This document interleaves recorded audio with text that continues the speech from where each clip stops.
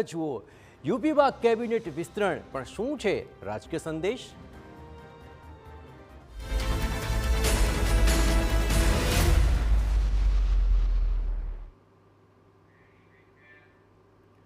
ઉત્તર પ્રદેશની રાજનીતિમાં આજે એક મોટો રાજકીય સંદેશ આપતું કેબિનેટ વિસ્તરણ જોવા મળ્યું.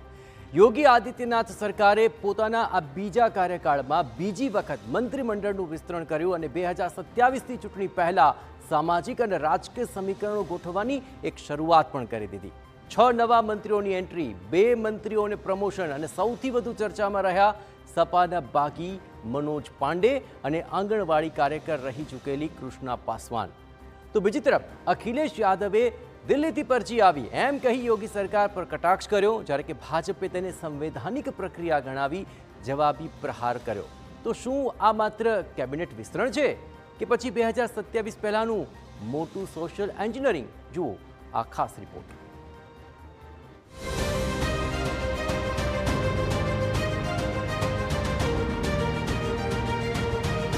યોગી કેબિનેટમાં 6 નવા ચહેરા, 2 ને પ્રમોશન. સપાના બાગી મનોજ પાંડે હવે યોગી સરકારમાં મંત્રી. આંગણવાડી કાર્યકરથી મંત્રી સુધી કૃષ્ણા પાસવાનની ચર્ચા.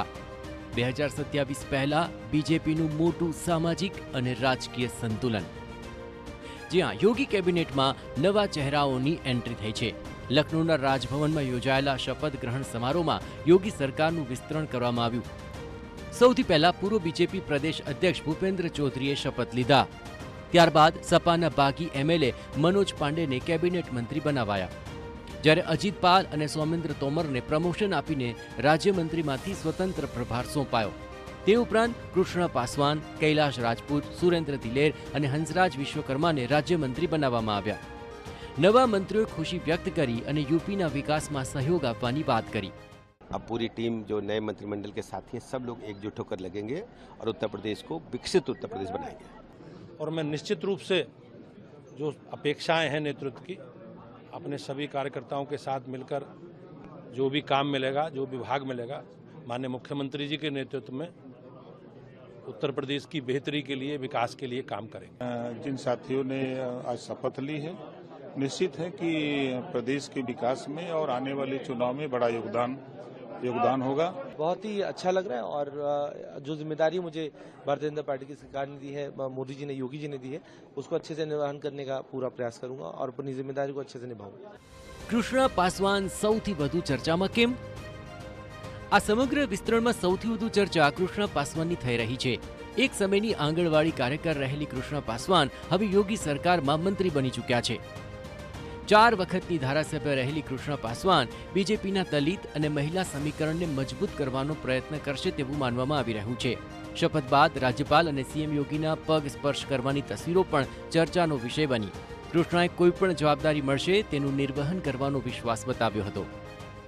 देश के यशस्वी प्रधानमंत्री और राष्ट्रीय अध्यक्ष, प्रदेश अध्यक्ष जी को बहुत बहुत बधाई देती हूँ और जो माननीय मुख्यमंत्री जी और जो संगठन के लोग मुझे दायित्व देंगे उसको सरस है.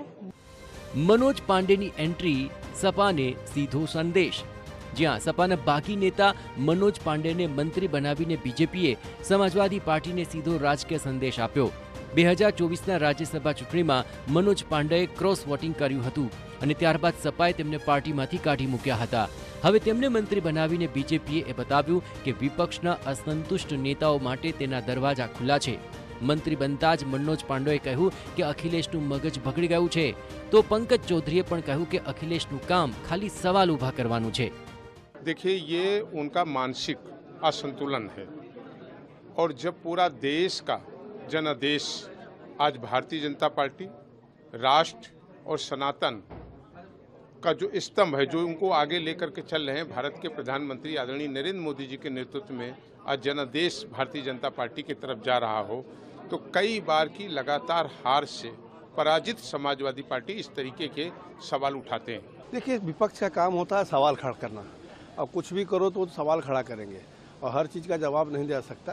लेकिन भारतीय जनता पार्टी कहीं ना कहीं जो हमारे बचे हुए कार्य थे, मंत्रिमंडल में कुछ सीटें बाकी थी, उसको पूर्ण करने का काम किया है और प्रदेश की उन्नति के लिए आगे सभी मंत्री मिलकर काम करेंगे. 2027 પહેલા બીજેપીનું સોશિયલ એન્જિનિયરિંગ. આ કેબિનેટ વિસ્તરણ માત્ર મંત્રી વધારવાનો નિર્ણય નથી, પણ 2027ની વિધાનસભા ચૂંટણી પહેલાનું મોટું સામાજિક સંતુલન બનાવવાનું છે. નવા મંત્રીઓમાં બ્રાહ્મણ, ઓબીસી અને દલિત સમુદાયને સ્થાન આપવામાં આવ્યું. બીજેપીએ દરેક સામાજિક વર્ગમાં પોતાની પકડ મજબૂત બનાવવાનો આ રીતે પ્રયત્ન કર્યો અને હવે ચૂંટણી મેદાનમાં ઉતરી ગઈ છે બીજેપી.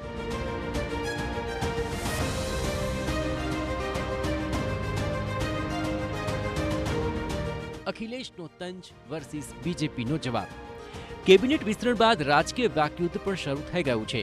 અખિલેશ યાદવે કહ્યું કે દિલ્હીથી પરચી આવે છે અને અહીં માત્ર વાંચવામાં આવે છે.